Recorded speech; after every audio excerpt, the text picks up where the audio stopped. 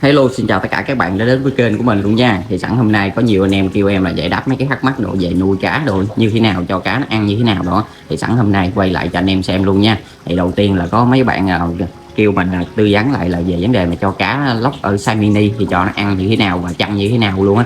Thì với lại là phông trắng hay phông đen rồi đưa vô chế độ phơm thì tầm cỡ sẽ bao nhiêu là chuẩn nhất á. Thì sẵn hôm nay là giới thiệu luôn cho anh em về ở trên cái video này luôn nha. Thì đầu tiên là bây giờ thì để mình cập nhật lại mấy cái cá mini đi, xong lấy thức ăn ra cho nó ăn, quay cho anh em xem luôn nha. Đây thì đi qua cái chỗ mà thức ăn thì bình thường là mấy cái chỗ trùng chỉ rồi thì em hay cho cái cá mini nó ăn nhiều hơn. Thì trùng chỉ thì anh em mình có thể mua ít thôi, xong về ví dụ như là bình thường anh em mua thì nó sẽ giống như vậy nè, em mua thì nó sẽ tầm là 5.000 anh em, thì nó sẽ đựng cục trùng chỉ giống như vậy. Thì xong về là anh em để mực nước hấp thôi, mực nước hấp cỡ như đây vừa với lại cái cục đá oxy này nè. Thì xong qua mỗi ngày là anh em mình sẽ thay nước một lần đó. Nếu mà được thì chiều nó sáng xong tới chiều anh em thay nước một lần là được.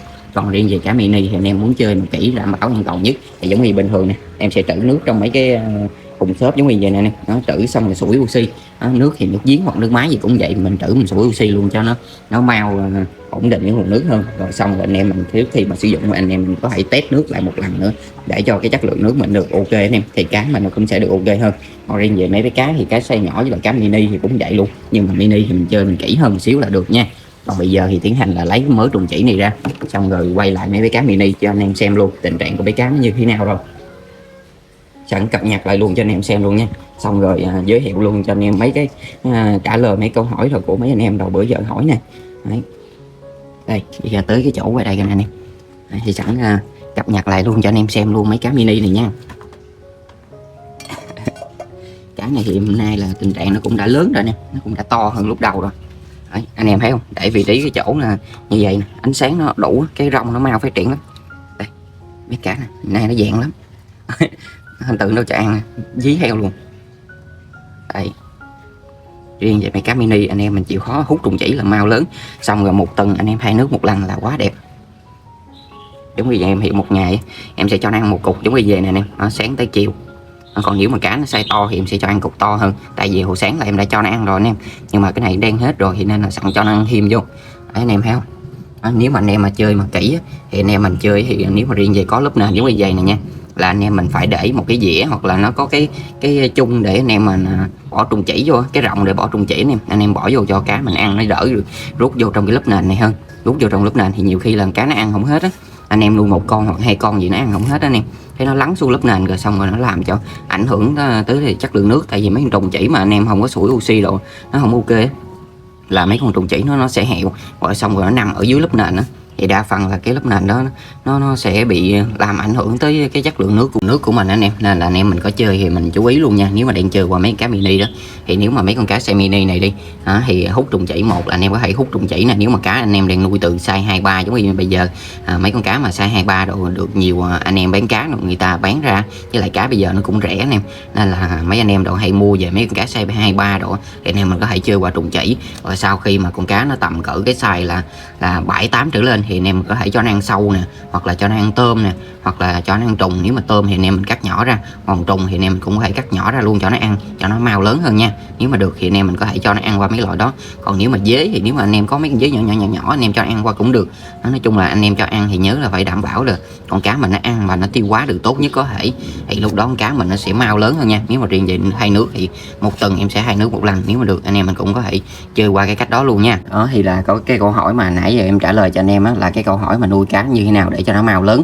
Còn nếu mà riêng về nuôi cá mà mau lớn mà muốn cho nó chậm phát triển gì cái vấn đề mà mau lớn nhưng mà nhìn con cá nó vẫn thon gọn, nó vẫn đẹp á, thì riêng về cái chế độ cho ăn đi, thì nếu mà cá nó tầm cỡ size 7-8 trở lên thì anh em mình có thể cho ăn. Nhưng mà mình cho ăn thì riêng về chế độ muốn cho nó thon đẹp thì anh em mình có thể chia nhỏ vô nhiều lần. Ví dụ như là một ngày anh em cho nó ăn là bình thường là 1 cữ đúng không, thì bây giờ anh em mình có thể chia ra một ngày là 2 cữ, 3 cữ hoặc là 4 cữ cũng được. Nhưng mà theo em là một ngày thì tối ưu nhất là 2 cữ là đẹp, hoặc là 3 cữ là đẹp nhất. Nếu mà vẫn muốn phát triển size nhưng mà body nó gọn thì một ngày anh em có thể cho ăn 3 cữ là được, hoặc là mình chia nhỏ cái khẩu phần ăn ra đó nè, để cho cá mình nó ăn lúc nào nó cũng tiêu hóa được á, thì vấn đề body nó cũng sẽ gọn hơn. Còn tiếp là về vấn đề thứ hai là nuôi cá thì chọn cái size hồ với lại là như thế nào để cho cá mình nó được ok á, thì riêng theo em thì nếu mà riêng về mấy con vảy rồng nha, thì anh em mình có cái nào anh em nuôi cũng được hết. chẳng hạn như là anh em nuôi trong khung xốp nè, anh em nuôi trong cái lu nè, hoặc là anh em nuôi trong mấy cái bồn nước giống như vậy nè, cái bồn nước 500 lít nè. Đấy, hoặc là anh em nuôi trong thùng xốp nhỏ cũng được. Nếu mà cá anh em đang ở xe mini mà anh em xử lý nguồn nước hết rồi thì anh em có thể nuôi trong thùng xốp này cũng được. Còn nếu mà heo em tối ưu hơn mà anh em chơi á, thì anh em mình có thể là chơi qua thùng xốp gắn kính. Tại vì ở giai đầu á thì đa phần là mấy anh em đều hay chơi theo cái kiểu mà mình hay săn xiên cá nhiều hơn á, nên là mình sẽ muốn thấy con cá được nhiều hơn, thì theo em nên chơi qua thùng xốp gắn kính. Còn mấy cái này thì anh em không có săn xi được nha. Chứ mà soi mói con cá thì nhiều khi làm cho con cá nó không ổn định á, mà trong quá trình anh em phơm mà muốn cá phát triển được tốt thì khó lắm nè. Còn hay là anh em mình có thể chơi qua chẳng hạn như là mấy cái keo 20 lít giống như vậy nè. Đó, mấy keo 20 lít này thì cũng được lắm anh em. Đó, quan trọng nhất là chế độ anh em chăm con cá nó có tốt hay không.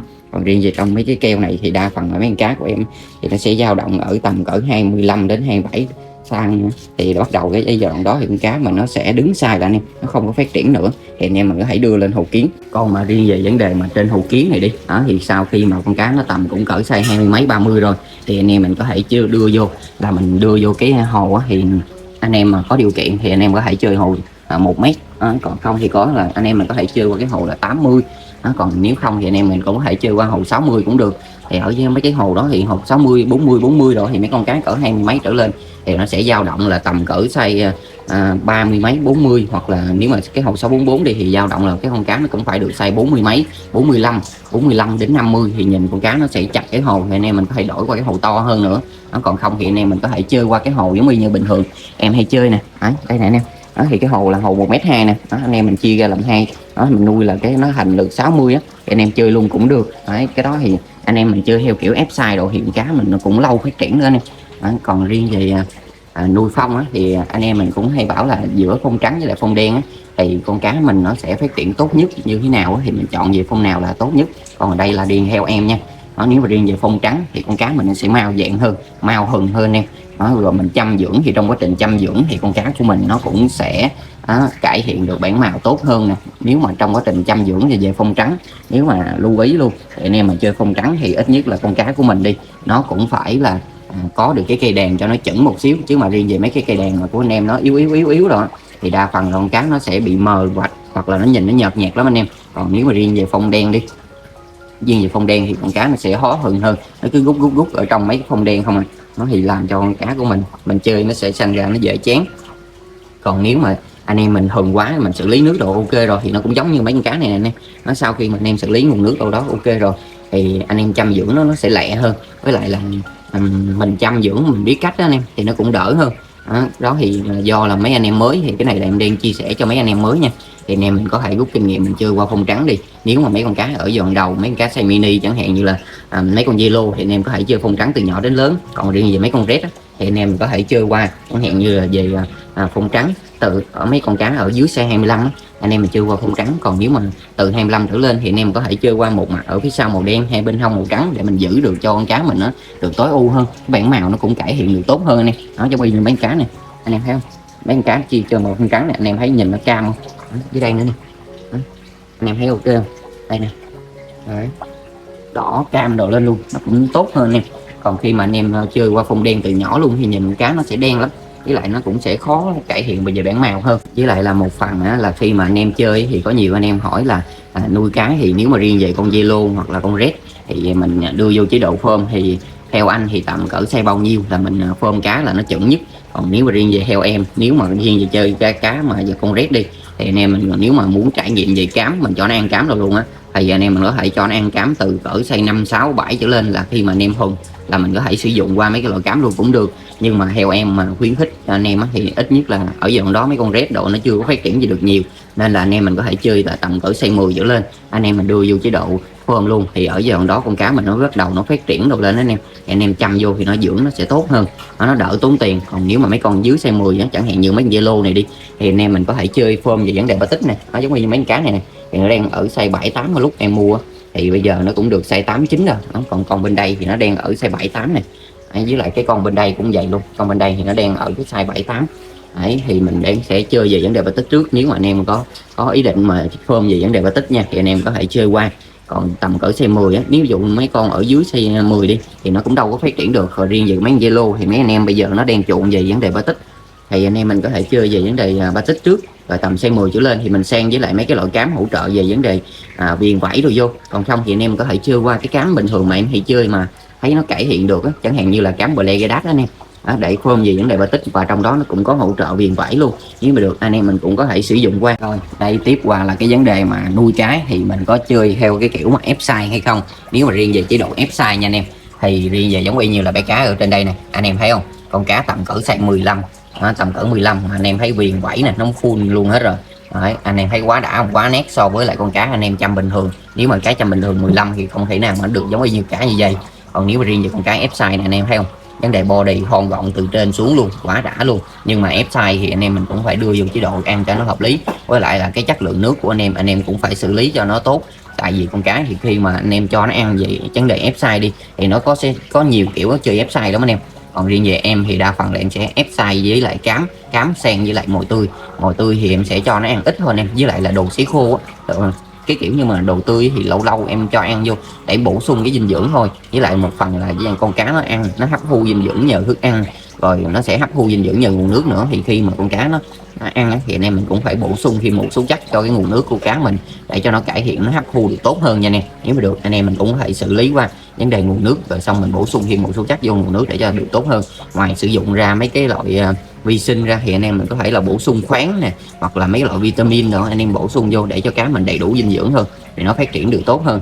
Chứ không thì cá mình nó kiểu như nó bị thiếu chất là nó sẽ bị suy luôn thì lúc đó con cá anh em chăm dưỡng được vô thì nó sẽ khó hồi phục lại lắm nha anh em. Nếu mà được thì anh em mình có chơi ép size á, thì riêng về ép size thì nó cũng giống y như con cá trong này đi, nếu mà anh em ép size thì nó cũng được giống như vậy, thì nó cũng cải thiện được tốt. Còn nếu mà chơi mà anh em ép không có đúng cách đâu thì nhiều khi là giống y như là có mấy video em hay đăng cho anh em á, khi mà ép size nó quá lố anh em đó thì cá nó sẽ hay gặp trường hợp nó dễ bị hẹo lắm. Đó là cái nhược điểm. Còn nếu mà riêng về anh em ép mà tốt thì con cá mình nó vẫn có thể cải thiện được tốt. Với lại là cái đó thì anh em mình theo em á, giống y như là mấy con cá trong máng bò đi, thì riêng về chế độ chăm anh em chăm tốt một xíu thì mấy con trong máng bò của em thì bây giờ nó cũng đã lên được vảy rồi. Còn nếu mà riêng về chơi theo kiểu này thì mấy con cá ở giai đoạn này thì cũng là con cá giống y như là cá size 15 giống như vậy đây, nhưng mà con cá này thì nó nét hơn so với lại cá bình thường. Anh em giữ là cái size nó không có phát triển nhiều á thì nhìn cá mình được đẹp hơn. Đấy, anh em thấy không, mắt đỏ rồi luôn nè. Đấy, quá đã luôn. Còn riêng về chế độ ăn đâu thì mấy con ép size giống như vậy đi thì buổi sáng em sẽ cho nó ăn về tép sấy khô. Tép sấy khô rồi xong rồi buổi chiều em sẽ dặm nhẹ lại cử cám. Xong rồi cứ ngày nào em cũng sẽ cho ăn như vậy anh em, nhưng mà cho ăn với cái hàm lượng ít chứ không có cho ăn theo cái kiểu mà nhiều anh em, để cho cá mình nó còn giữ được cái body để cho nó được đẹp hơn. Anh em thấy không, tuy là con red nhưng mà nó vẫn có cái quần batic rồi quá đã luôn. Còn bây giờ thì để em quay lại cho anh em xem là nếu mà nuôi mấy con cá đi thì có nhiều anh em hỏi là nuôi cá bầy với lại là con cá kiểu như mà solo giống như vậy thì con nào nó sẽ lên nhanh hơn á. Thì riêng về theo em đó, nó sẽ phụ thuộc vào cái cách mà mình chăm con cá như thế nào nha anh em. Có đủ dinh dưỡng, nó có phát triển được tốt hay không. Còn nếu mà riêng về theo em thì anh em muốn chơi mà con cá nó sung mãn được nhiều hơn thì anh em có thể chơi theo kiểu solo này. Còn cái riêng về cái cách chăm thì riêng về con cá solo với lại con cá mà nuôi cá bầy giống như là trong bán bò của em, để em quay cho anh em xem thì nó vẫn lên được vảy bình thường nha. Nhưng mà nếu mà anh em nuôi solo giống như vậy thì con cá nó có thể lên nhanh hơn. Còn nếu mà riêng về nuôi cá bầy á, thì trong một bầy đi, ví dụ như anh em nuôi là 10 con hoặc 5 con nuôi trong một bầy mà trong nguyên một cái hồ bự đi, thì tất nhiên là nó sẽ có một hoặc là hai con nó sẽ lên nhanh hơn so với lại bình thường. Với lại là cái màu mè của con đó nó cũng nét hơn so với lại bình thường nữa anh em. Tại vì sao? Tại vì mấy con nó giống y như là mấy cái con đầu đèn á, thì tất nhiên là nó sẽ phát triển, nó sung mãn thì nó sẽ phát triển được tốt hơn. Nó sẽ ăn, nó dành, nó háo ăn, nó nhanh ăn nhiều hơn thì nó sẽ ăn được, nó sẽ phát triển được tốt hơn so với lại mấy con bình thường. Thì để bây giờ em quay lại cho mấy con cá trong bán bò cho anh em xem luôn nha. Nó vẫn có thể lên được vảy. Đây này nha anh em, thì để em cho anh em xem là bẫy bé cá từ trọng bán bò coi là như thế nào luôn nha.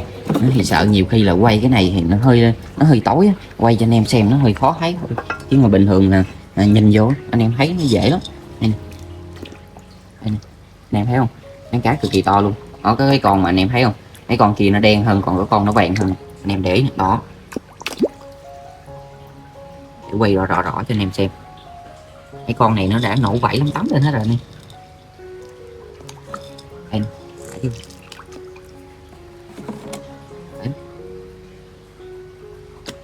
mấy con thì nó sẽ hơi đen hơn một xíu, còn có mấy con thì nó sẽ vàng hơn, là giống như mấy con đầu đèn á, nó sẽ đen, nó sẽ vàng nhiều hơn, với lại vảy nó cũng lên được nhiều hơn em. Cái này quay cho anh em xem nó không có được rõ, nó không có lấy nét được anh em.